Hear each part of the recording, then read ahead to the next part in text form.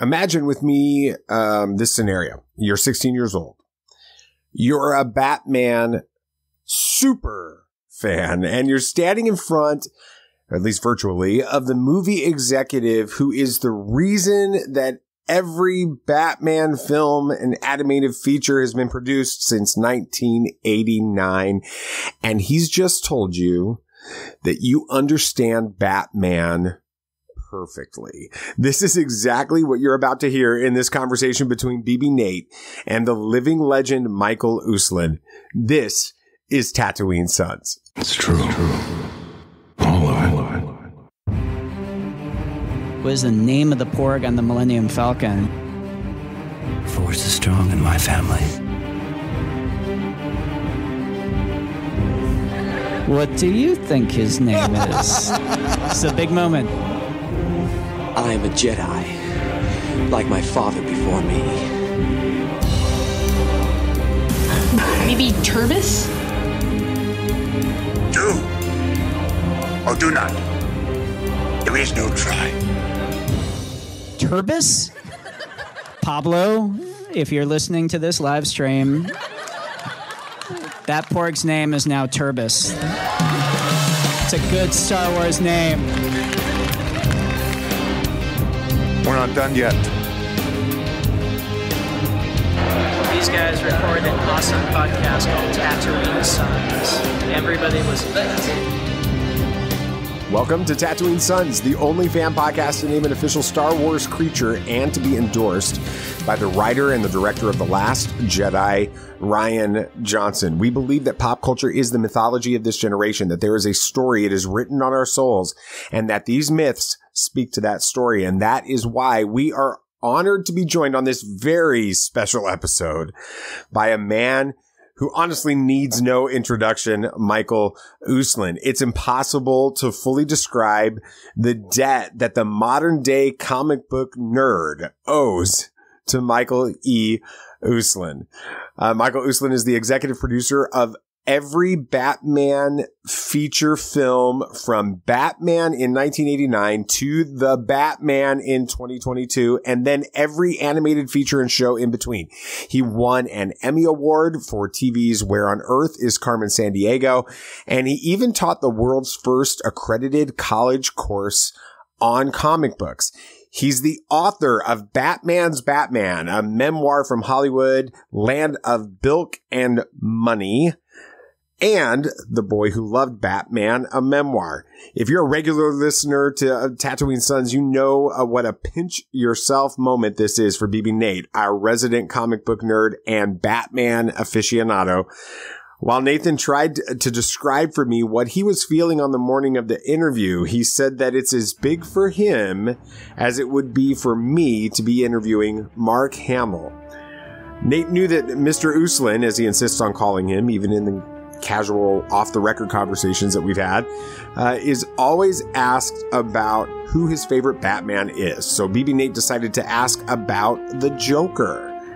Here's what Michael had to say. One of probably the most often question I'm asked whenever I speak, whether at a Comic-Con, a university, or a business conference, is, who is the one true Batman, Michael? There have been so many different iterations. And the same question is applicable to the Joker.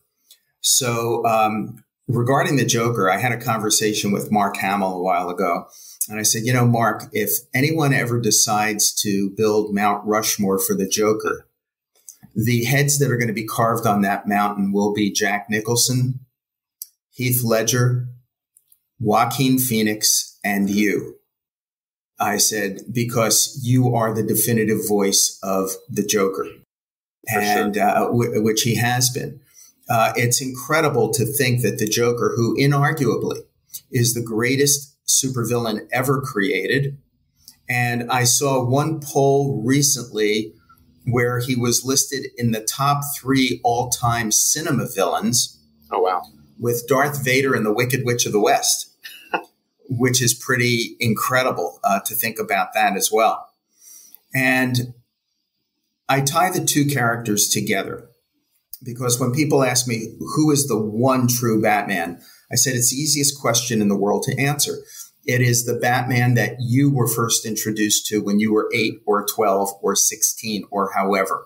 Whether it was a comic book or a cartoon, a movie or a game, that becomes your true Batman. And because Batman is human and has no superpowers, I always say that his greatest superpower is his humanity. We all get to identify really strongly with him in a way we can't quite do it with the Hulk or Superman. And in doing so, we project ourselves onto Batman. We project our own philosophies onto Batman. And I've found out, especially around the time of Dark Knight, our own politics, when everyone from Fox News was claiming the Dark Knight as their guy, and then everyone at MSNBC was claiming the Dark Knight as their guy, I realized that that was true. Well, the same thing is applicable to the Joker. When I was a kid growing up in the 50s, 60s, and 70s, the Batman was the Joker was the clown prince of crime. We were all living in a bit of a naive world, black and white, good versus evil. Everything was pretty clear. By the time, and Jack Nicholson really emulated that. He played a dark Joker who was indeed the clown prince of crime.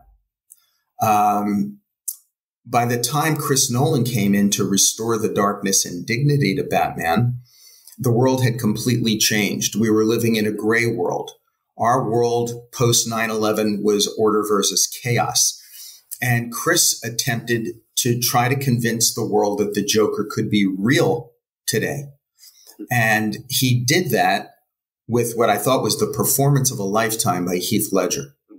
Absolutely. And it was incredible. And it did convince us that the Joker could be a modern day terrorist, you know, someone who places no value on human life whatsoever. Chaos. And then Joaquin Phoenix comes in through the genius of Todd Phillips and gives a performance that, again, just like with previous Jokers, reflects the times in which we live. Mm-hmm. I always contend that cinema at its best is a mirror. And we're forced to hold it up and look deep inside it, warts and all, at what we're looking at.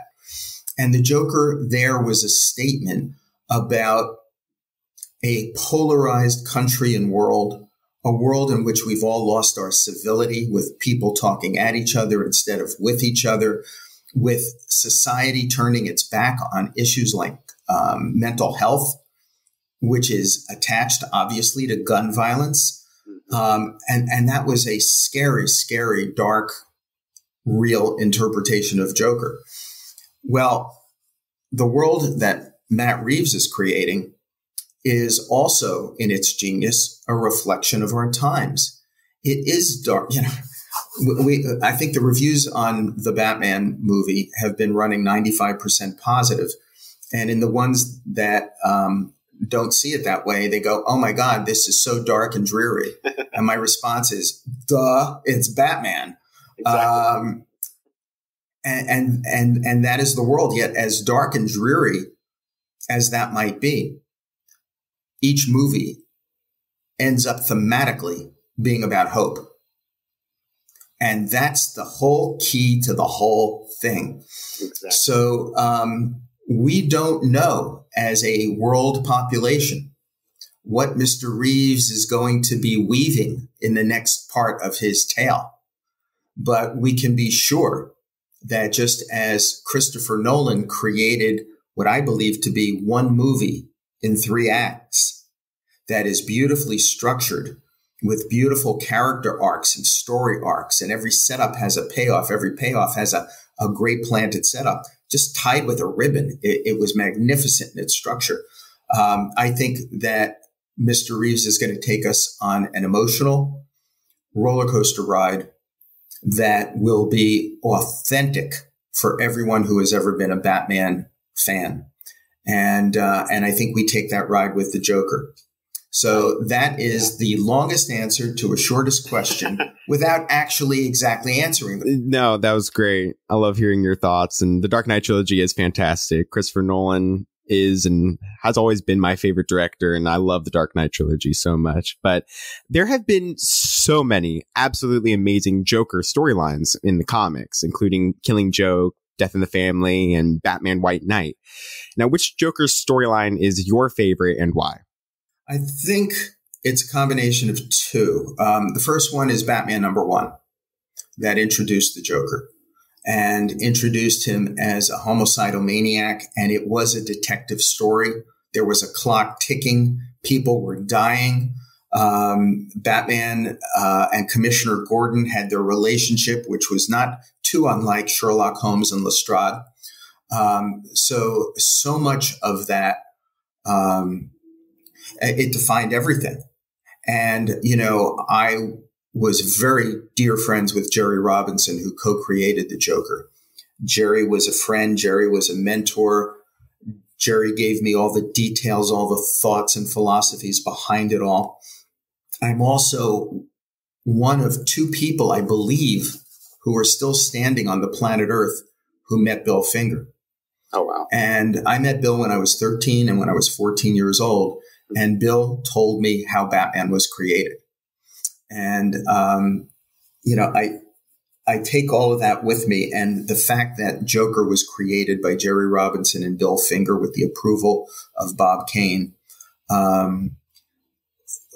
that first Joker story is an important part of my heart and soul as a Batman fan, a Batman historian.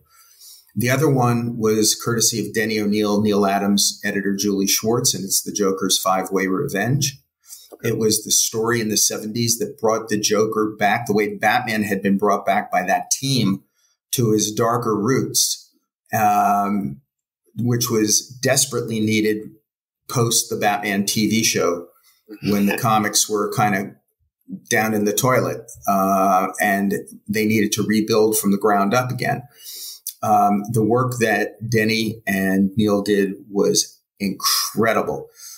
So the Joker's Five-Way Revenge, the return to the darker, more maniacal, more homicidal Joker over the Clown Prince of Crime we had been seeing, that had a huge impact on me and on my career. Yes, Mr. O'Neill was a genius, and he's done some amazing stuff with Batman. Now, in some of our conversations about the Batman, we've heard criticisms of Robert Pattinson's Bruce Wayne, suggesting he's too different from the flashy billionaire playboy so many are used to. I argue that Bruce Wayne is the true mask of Batman, and that this mask isn't fully developed yet in the Batman. Why do you think this version of Bruce Wayne feels so different from the ones we've seen in previous films? Because you just nailed it on the head. You just got it right. You can't look at cast. I always tell my fellow fans this, and they know I am a fan. I was there as comic book fandom was being organized. I was at the first Comic-Con ever held on the planet Earth when I was a kid. 200 of us showed up at the first Comic-Con in a Fleabag hotel in downtown New York. And so they know I'm one of them. I'm not some Hollywood suit where some publicist is writing a cue card for me to spew. And so, I often get tossed out there, or I voluntarily put my head on the chopping block when the fans go crazy, just like they did. How could you have Mr. Mom play Batman, a stand-up comedian? Are you crazy?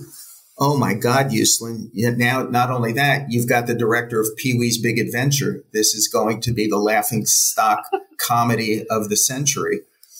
And it's like, I believe every fan has not only a right to criticize, but has an obligation to criticize once you see the movie. Exactly.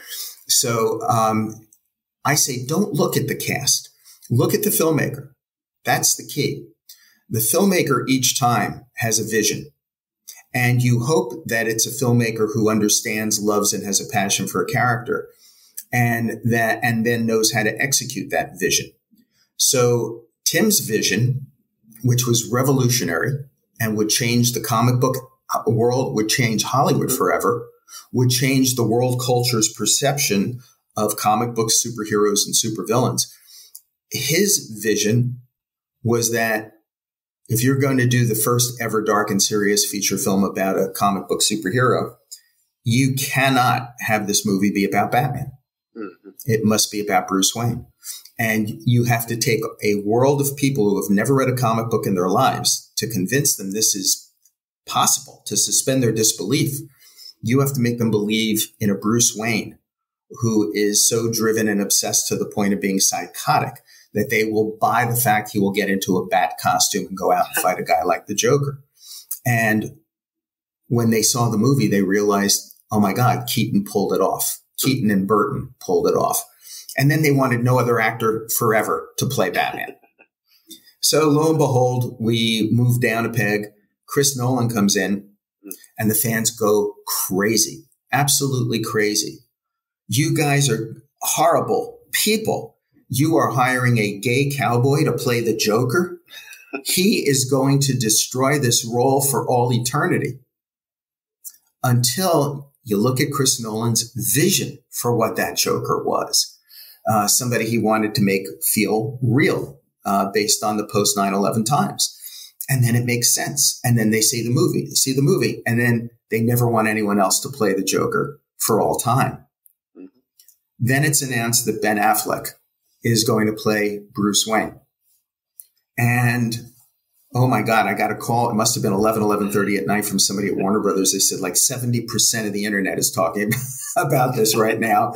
And I think they're going to surround the studio with pitchforks and torches. You know, can you get out in front of this? And I put out word to the fans. I go, now, look at the filmmaker and see what the vision is. I said, you're talking about a Bruce Wayne in his mid-40s who's been done with this. He's bitter. He's frustrated. He doesn't want to be this anymore, and he's getting dragged back into it. So you have to see it from that perspective. Then we have Robert Pattinson. Oh my God, you are going to destroy the Batman franchise because blah, blah, blah, yep. And you hit it right smack on the head. This is a young Bruce Wayne. This is a Bruce Wayne who's still getting his feet wet, who's still getting hurt, who's still tripping over his own feet. Did you see that moment on the top of the building where he had a jump and it was like, you had that moment?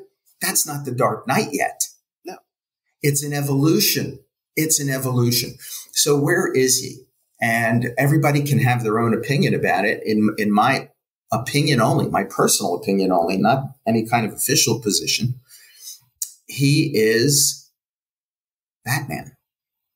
He is a scarred, emotionally distraught young man, probably with post-traumatic stress syndrome, having seen his parents slaughtered in front of his eyes on a city street when he was a kid. And he is Batman. There almost is no Bruce Wayne at this point in time. And it's going to be interesting to see the evolution of this man and see how over few pictures he evolves into the Dark Knight. He evolves into a Bruce Wayne image. How the Batmobile maybe will evolve, how everything will evolve. And think of the villains also. Many of them are young, starting out. Their personas have not really yet gotten to a mature point. There's still many choices they have to make before they actually define themselves. And I always believe in what Stan Lee told me. We were sitting having lunch one day at Nate Now's in Beverly Hills. And he said, Michael, the longest lasting and most popular superheroes are the ones who have had the greatest supervillains. Mm-hmm. Because at the end of the day, it's the supervillains who define the superheroes. And I absolutely believe that as well. Yes, it's great. Batman has such a great rogues gallery. Now, okay, so let me just ask you this. This is a very heated debate. I think it's been a debate ever since Batman has been a thing. Which is the real mask, Bruce Wayne or Batman? Bruce Wayne.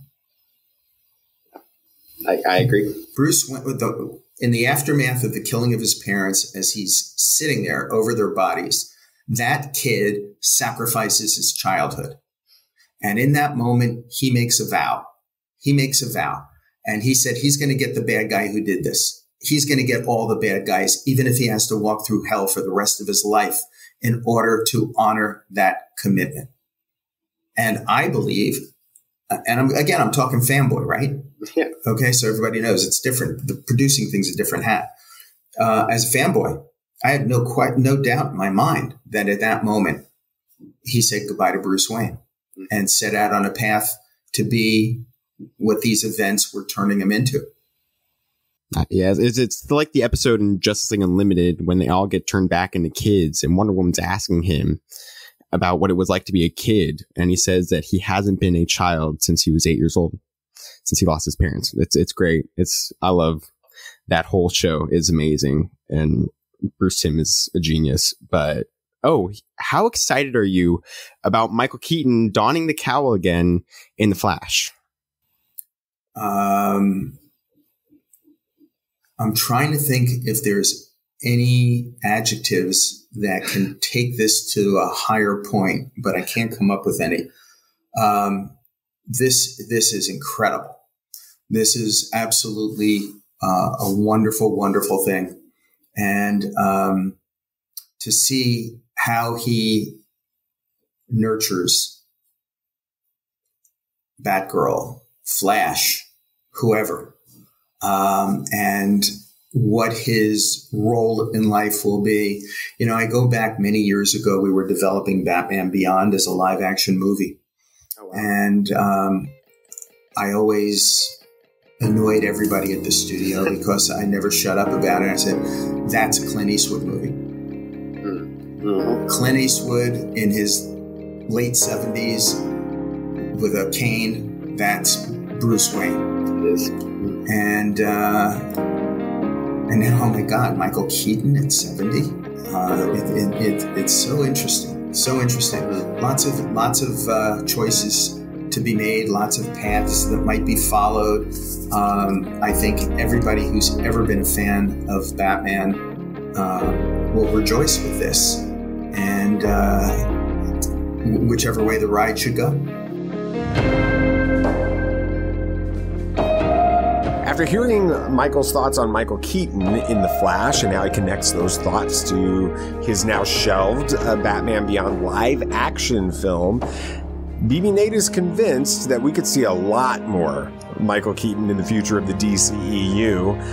But after some of the recent news regarding Ezra Miller over the last few days, I think we'll have to just wait and see how things settle down a bit. We'll get back to our conversation with Michael Uslan in just a minute. But before we do that, here is your chance to change the story that you're telling yourself by joining the fellowship that we've initiated around the Hero's Journal. We've begun a quest to better ourselves and our lives through this amazing tool that uses the power of stories and scientifically proven productivity techniques to help fans like us take control of the story that we tell ourselves. Remember this, changing your story takes small changes over a period of time. It's not giant moments of inspiration, it's the small, consistent actions. And the Hero's Journal provides a fun and powerful way of taking those steps. You can join our fellowship for free. I know some of you are already doing that. We're excited to see you engaging with this tool. Just head on over to theheroesjournal.co/pages/Tatooine Sons. Link is in the show notes to download a digital version of the first act of the Hero's Journal and begin your quest today. All right, one thing that BB Nate has convinced me of over the past several years is that the animated DC universe has some of the most compelling storytelling in the world today. So BB Nate asked Michael what animated Batman story is his favorite. Here's his answer.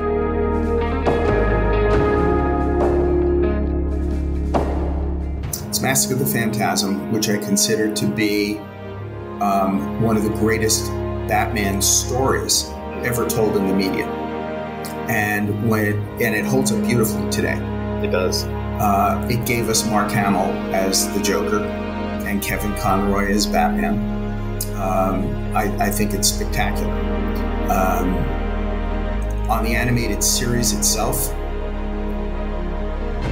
it was the Mr. Freeze episodes. And Heart of Ice is fantastic. Yeah. I love Heart of Ice. And that's something that deserves future attention. It's really, really great. I love so many different episodes there. The ones that work most for me were the ones that hit me on an emotional level. I can still remember to this day when they sent me the fine cut of On Leather Wings, the first one, to see what was happening. Just so exciting. And one of the sad things to me is that I don't think the brilliant people on the animation side get sufficient spotlight. I think they need additional recognition, and that's everyone. And I'm always afraid of leaving out too many people. But for example, Bruce Timm, Paul Dini, Alan Burnett, Eric Radomski, Andrea Romano, Kevin and Mark, and everybody who has voiced the characters. It's incredible. And now we're getting ready for the next animated series, which I think is going to have fans jumping up and down. I cannot wait. The talent behind it is insane. I love it. The idea of Batman being a dark superhero is readily accepted now, but it was really the Dark Knight Returns comics and others that really started to solidify this idea. What was it like being a Batman fan when this dark version really started to take hold in the community? Well, you have to go back and start with Julie Schwartz, the editor at DC, who was the editor of Batman, who set out on the path to restore what I always say, the darkness and dignity to Batman.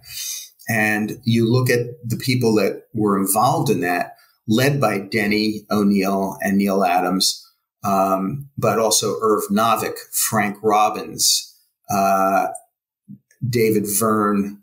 I hate to leave anyone out, but so I'm just going to hold the list, right there for the moment. Oh, Jim Aparo. Ernie Chan, if we keep going, we'll spend the next hour spewing names. What they did in the 70s was just as important as The Dark Knight Returns was in 86. Dark Knight Returns, one of the reasons it's so seminal is because it was in the form of a graphic novel. And what that did is that got people to recognize it, hail it, read it, see it from the perspective of a book rather than as a funny book, as a comic book. And that was groundbreaking. That year between Watchmen and Dark Knight Returns shook up the world and made them understand that what we all call graphic storytelling had taken a much more sophisticated and mature turn. And that comic books were no longer simply for 8 to 12-year-old boys. And that was breakthrough. As was Contract with God by Will Eisner and American Splendor. There were so many great works. Mouse by Art Spiegelman. And these were all letting the world know also that comics were not synonymous with superheroes.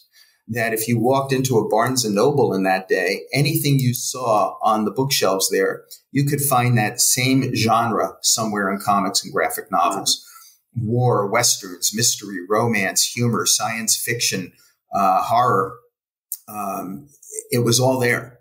And to this day, I think most people are not aware that movies like The 300, Constantine, Road to Perdition, A History of Violence were all based on comics.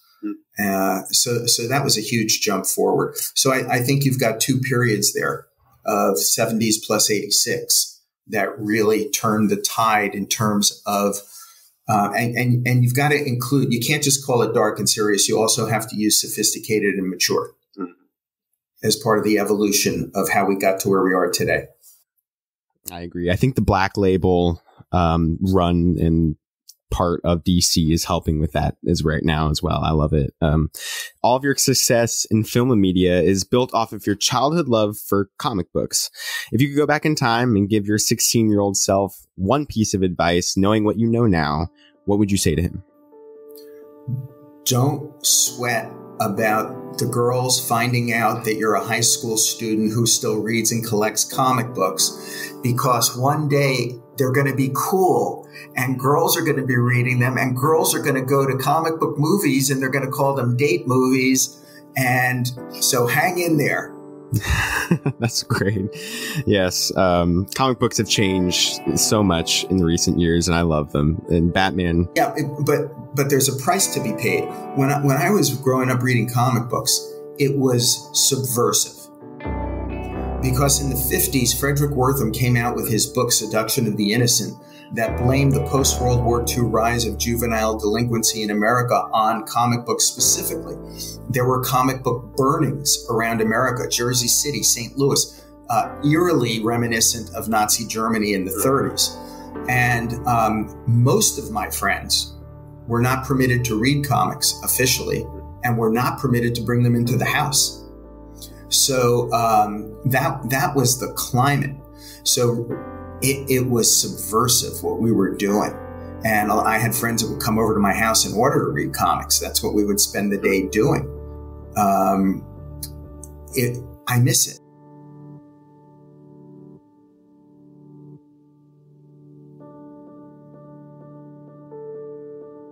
It's truly hard to believe that comic books have become as loved and mainstream as they are today. It wasn't even 20 years ago that The Big Bang Theory built an entire television series off of the premise that comic book lovers were nothing but nerds who couldn't get a date. Today, comic books and the stories and characters that they feature are the most profitable stories in entertainment, and it wouldn't be overstating things to say that a big reason for that is Michael Uslan. I want to thank Michael for joining us this week on Tatooine Sons. If you love comics and superhero movies or Hollywood, which if you're listening to this podcast, you do, pick up Batman's Batman, a memoir from Hollywood, the land of Bilk and money, and the previous book in this story, The Boy Who Loved Batman, a memoir. Honestly, these books are almost impossible to put down once you start reading them. And also thank you for listening to Tatooine Sons of Pop Culture podcast. If you enjoyed BB Nate's interview, please take a moment to rate and review the show on your podcast app of choice, and then make sure you hit the follow or subscribe button on your app so you don't miss any episode. You'll get those as soon as they drop. Our next episode releases on Tuesday. We're going to talk more about Moon Knight.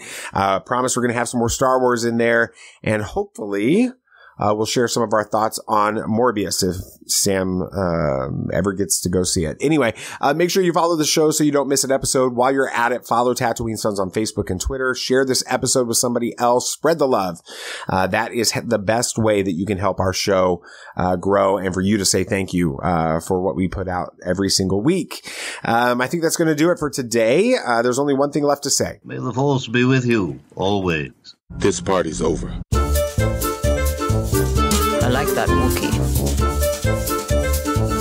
Don't get technical with me. Join, please.